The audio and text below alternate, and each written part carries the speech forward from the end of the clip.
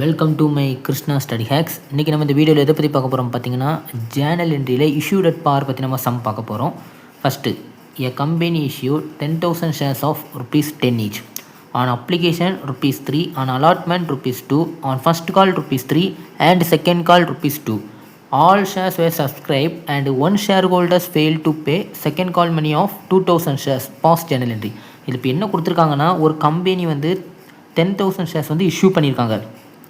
அது வந்து அப்ளிகேஷன் வந்து ₹3, allotment ₹2, first call ₹3, second call ₹2, மொத்தம் 3 to 5, 5, 8, 10, அதாவது 10 ஈச் கொடுத்தே கரெக்டாக இருக்குது. இது வந்து issued at par. All shares were சப்ஸ்கிரைப்னு கொடுத்துருக்காங்க. அந்த ஆல் ஷேர்ஸ் வேர் சப்ஸ்கிரைப்னால் நம்ம வந்து இப்போது விளம்பரப்படுத்தியிருப்போம், இல்லை நான் இது ஏற்கனவே ஷார்ட்ஸ் வீடியோவில் போட்டிருப்பேன். இப்போது நம்ம அப்ளிகேஷன் எவ்வளோ வந்திருக்கு, அலாட்மெண்ட் எவ்வளோ வந்திருக்கு, இது எல்லாமே சப்ஸ்கிரைப் ஆகிட்டு. ஏன்னா இங்கே வந்து கூடுதலாகவோ குறைவாகவோ வரல, அதனால் ஆல் ஷேர்ஸாக சப்ஸ்கிரைப் கொடுத்துருக்காங்க. அண்ட் ஒன் ஷேர் கூட fail to pay second call money of 2,000 share. Second call மணியில் மட்டும் ஒரே ஒரு ஷேர் ஹோல்டர் வந்து பே பண்ண தவறிட்டாங்க. அது வந்து 2,000 ஷேர்ஸ் வந்து பாக்கி இருக்குது அதில். இப்போ நம்ம அதை ஜேர்னல் என்ட்ரியை நம்ம போட போகிறோம். ஃபஸ்ட்டு ஜேர்னல் என்ட்ரி என்னென்னா, bank account up to share application account. Bank account எப்படி வந்துச்சுன்னா, இப்போது நம்ம அப்ளிகேஷன் மணி வந்து நம்மளுக்கு இப்போ அப்ளிகேஷன் பண்ணவங்க வந்து நம்ம எதன் மூலமாக நம்மளுக்கு வந்து காசு திரும்ப வரும், பேங்க் மூலமாக வரும். அதனால ஃபஸ்ட்டு நம்ம டெபிட் பண்ணது பேங்க் அக்கௌண்ட் அப் டு எது மூலமாக நம்மளுக்கு பணம் கிடைக்கி, அப்ளிகேஷன் மூலமாக தானே கிடைக்கி. அதனால நம்ம ஷேர் அப்ளிகேஷன் அக்கௌண்ட் அப்படின்னு நம்ம போடுறோம். இந்த 30,000 எப்படி வந்துச்சுன்னா, 10,000 இஷ்யூ நம்ம இப்போ இருக்குது, அப்ளிகேஷன் 3, அப்போ 10,000 × 3 30,000. அது வந்து டெபிட் கிரெடிட்டில் நம்ம போட்டுடணும்.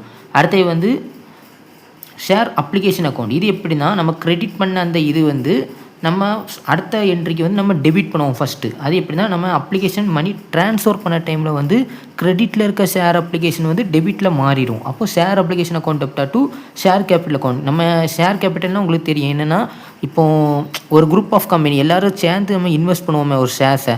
இப்போ ஒரு கம்பெனி ஆரம்பிக்க போகிறாங்கன்னா ஒரு 5 பேர் சேர்ந்து அதை சரிசமமாக பிரித்து அந்த பணம் மூலமாக தான் ஆரம்பிப்பாங்க. அதுதான் ஷேர் கேபிட்டல். அந்த ஷேர் கேபிட்டலுக்கு வந்து இந்த 30,000 அதே தான். ஏன்னா அப்ளிகேஷன் வந்து நம்ம பண்ணுறோம், ஆல் ஷேர்ஸ் வே சப்ஸ்கிரைப்னு கொடுத்ததுனால நம்ம அதே 10,000 தான் எடுத்தாகணும். இப்போ இங்கே 10,000க்கு பதிலாக இப்போ இந்த ஆல் ஷேர்ஸ் வே சப்ஸ்கிரைப் இல்லாமல் இங்கே ஒரு அமௌண்ட் கொடுத்துருப்பாங்க. அந்த அமௌண்ட் கொடுத்தோன்னா நம்ம அதே எடுத்துப்போம் எப்போவும். இப்போ இங்கே எதுவும் கொடுக்காதனால நம்ம அதே 30,000 போட்டிருக்கோம். அடுத்தது வந்து அலாட்மெண்ட்டுக்கு வந்து நம்ம டியூனா ஃபஸ்ட்டு எடுப்போம், அப்புறம் தான் ரிசீவ் பண்ணுவோம்.